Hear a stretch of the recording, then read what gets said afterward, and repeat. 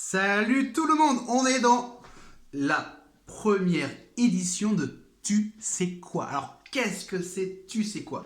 Ça sera un nouveau petit rendez-vous que je vais vous donner tous les premiers vendredis du mois. Et parfois, exceptionnellement, ça sera peut-être le deuxième vendredi du mois ou le dernier vendredi du mois.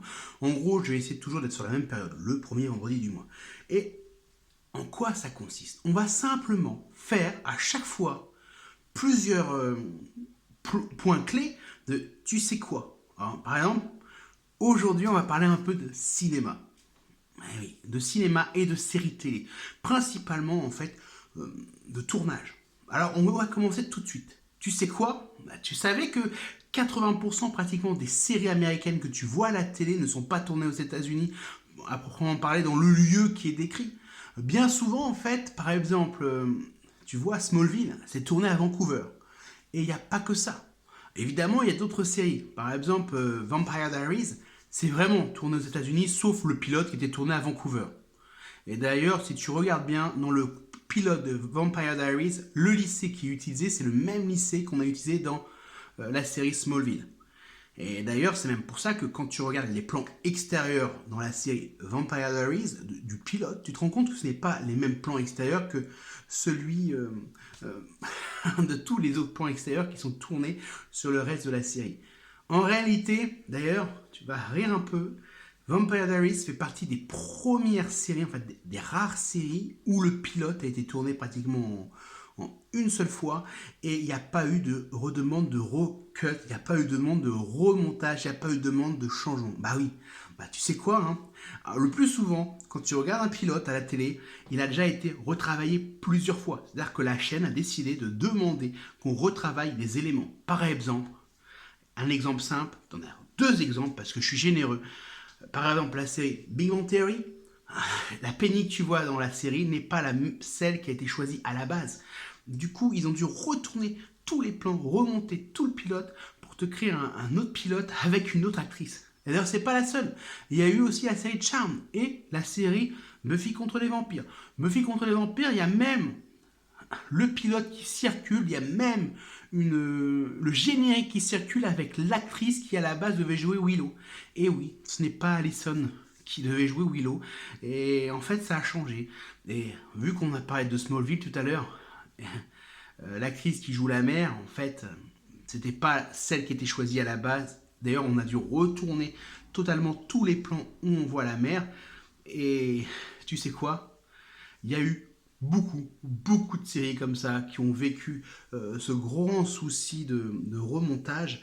Alors pourquoi le plus souvent une série va être remontée avec une nouvelle actrice? Tu as plusieurs raisons. Soit l'actrice qui s'était engagée n'est plus disponible, parce qu'entre le moment où on tourne le pilote et le moment où le pilote est acheté par une chaîne, il se passe souvent un très grand moment. Donc ce qui se passe, c'est que parfois, en fait, l'actrice n'est plus disponible. Et comme elle n'est plus disponible et qu'on ne peut pas impacter la production de la série, parce que c'est beaucoup d'argent qui est en jeu, on change tout simplement le casting.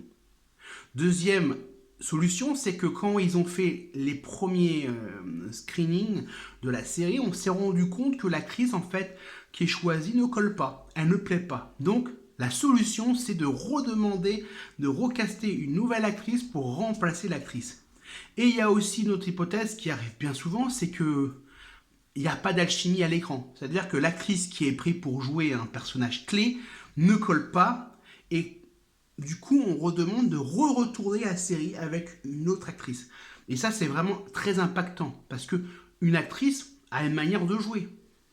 Tous les acteurs ont une manière de jouer, ont des expressions. Et c'est ce qu'on remarque du coup. Quand on regarde le pilote original de Charmed avec une autre actrice que Alyssa Milano qui joue Phoebe, l'ambiance n'est pas la même. Il n'y a pas les petits mimiques, il n'y a pas les petites choses personnelles d'Alyssa Milano qui donnent le charme au personnage de Phoebe. D'ailleurs, pareil, au Big Bang Theory, l'actrice qui jouait Penny avant celle qui finalement a popularisé le personnage, quand je regarde, je la trouvais un peu trop dure pour le personnage. Elle était trop, on va dire, sérieuse. Alors évidemment, tu vas me dire, c'est pas grave. Sauf que là, ça change beaucoup. Parce que beaucoup de personnes vont te dire qu'ils ont aimé le personnage de Penny parce qu'elle est drôle, elle est légère. Et le fait de changer l'actrice change le personnage, parce qu'elle n'a pas la même façon de jouer une émotion. Évidemment, le réalisateur peut demander à une actrice de jouer comme il désire une chose, mais il y a plein de détails qui est propre à chacun des personnages. Par exemple, je ne sais pas si tu le savais, tu sais quoi? En études cinématographiques, on différencie souvent le comédien de l'acteur. Un acteur va jouer le personnage comme il a l'habitude de jouer. C'est-à-dire que Johnny Depp, quand il joue un personnage, c'est Johnny Depp qui joue le personnage. Un comédien, en fait, le comédien, par définition, se perd dans le personnage. Et donc, du coup, c'est le personnage qui est joué par. C'est une petite nuance, hein, toute petite, qui permet de différencier entre un comédien et un acteur. Ou comédienne et une actrice. Et ça, souvent, on utilise ce détail-là pour pouvoir différencier les choses. Pourquoi? Tout simplement parce qu'il y a beaucoup de théories, par exemple en art de la scène ou en art de la direction d'acteur, qui reposent sur plusieurs champs théoriques qui sont totalement différents. Tu as l'acteur studio, qui utilise beaucoup les différentes méthodes de Stanislavski et tous les différents grands théoriciens du jeu de l'acteur, qui lui part du principe qu'il faut utiliser le vécu personnel de l'acteur pour construire un personnage. Donc ce qui veut dire que tu pars de l'acteur vers le personnage. Donc en réalité, c'est l'acteur qui devient le personnage. Il devient le personnage, mais il y a encore l'acteur qui reste saillant. Alors que d'autres théoriciens qui sont propres au théâtre, eux vont s'appuyer plutôt sur le truc, la chose suivante. Tu prends le personnage, et c'est le personnage qui va venir envahir l'acteur. Donc ce qui veut dire que le personnage devient plus important que l'acteur. Et finalement, le comédien disparaît. Il doit disparaître. Et ça fait du coup quelque chose qui est totalement différent sur la manière dont on va appréhender de manière, on va dire, empirique et théorique le jeu d'acteur, le jeu de comédien. Voilà. On va continuer tout simplement avec, je ne sais pas si tu le savais, est-ce que tu savais que le film Et Dieu créa la femme a été censuré aux États-Unis à sa sortie? Oui, tout simplement parce que, on va dire, le puritanisme américain avait considéré que c'était un film scandaleux et que Brigitte Bardot était un objet du désir, un objet tentateur, c'était le péché sur pattes. Oui, ils ont décidé que ça comme ça parce qu'ils ont trouvé ça assez hallucinant qu'une femme danse sur une table. Sûrement qu'ils avaient l'esprit suffisamment mal tourné et que ces gens qui trouvaient ça condamnable qu'une femme danse sur une table ou danse avec des hommes, c'est peut-être eux qui avaient un peu l'esprit de travers. Hein. C'est ce que je dis souvent. Le plus souvent, quand on trouve que une fille est hyper sexualisée, c'est simplement parce que toi, tu projettes tes fantasmes sur cette fille. Pareil pour un homme, hein, c'est comme ça. D'ailleurs, souvent, je pars du principe que le cinéma et l'art en général ne sont que des écrans sur lesquels la société projette ses fantasmes et ses pulsions. Donc, il y a vraiment un petit point qui est difficile, c'est-à-dire qu'on a censuré tout simplement beaucoup de films de la nouvelle vague ou précurseurs de la nouvelle vague, simplement parce qu'on partait du principe que les femmes étaient hypersexualisées. Et le plus connu finalement, c'était le film Et Dieu créa la femme, qui ne fait pas partie des films de la nouvelle vague, mais qui est un précurseur des films de la nouvelle vague. Parce que finalement, la nouvelle vague, on va vraiment dire qu'elle commence après Et Dieu créa la femme. Parce que la nouvelle vague annonce une révolution sexuelle, tout simplement, une émancipation de la femme.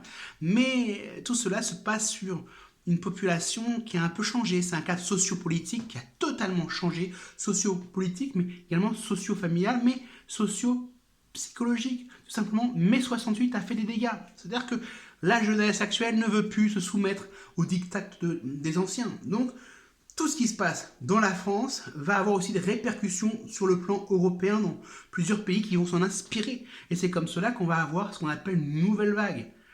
C'est simplement une nouvelle vague de talents, une nouvelle vague de penseurs, une nouvelle vague de techniciens, une nouvelle vague de créateurs qui vont s'inspirer des changements sociopolitiques pour actualiser le cliché ringard du cinéma. Et d'ailleurs, On a eu la même chose au moment où on a commencé à inventer le cinéma parlant, au moment où on a commencé à créer des moyens, des dispositifs pour pouvoir filmer et enregistrer de manière plus libre le son. Bah, le cinéma italien et le naturalisme a eu un gros impact. C'est-à-dire qu'on est sorti des studios, on a enfin quitté le studio, on a enfin quitté l'artificiel du cinéma avant, qui était simplement qu'on était bloqué dans un studio, on ne pouvait pas faire autrement. Là, on s'en va, on quitte. Et c'est comme cela qu'on a eu un mouvement de cinéma assez impressionnant, le cinéma italien qui a révolutionné finalement l'espace filmique, parce qu'on partait de séquences qui étaient plus ou moins montées artificiellement avec des plans en studio et tout ça, pour aller carrément dans la ville, pour aller rencontrer finalement les éléments à leur juste valeur, à leur juste état. Et c'est ça qui était fabuleux. Voilà, c'était ma première édition de Tu sais quoi. J'espère que ça t'a plu. On va continuer à en faire, ce sera thématique, ce sera vous qui pourrez me guider en me disant on veut un Tu sais quoi cinéma, on veut un Tu sais quoi série, on veut un cinéma, un Tu sais quoi psycho, un Tu sais quoi socio, un Tu sais quoi philo. Et à ce moment-là, j'essaierai de créer l'édition suivante en fonction de vos réactions. Alors n'hésitez pas à m'envoyer des petits MP, des mails, et on va construire cette super nouvelle série, hein. J'espère qu'elle sera super, hein. Et on va pouvoir du coup faire grossir le tu sais quoi. C'était Julien du blog le mec qui passe.fr et de Direct Actu.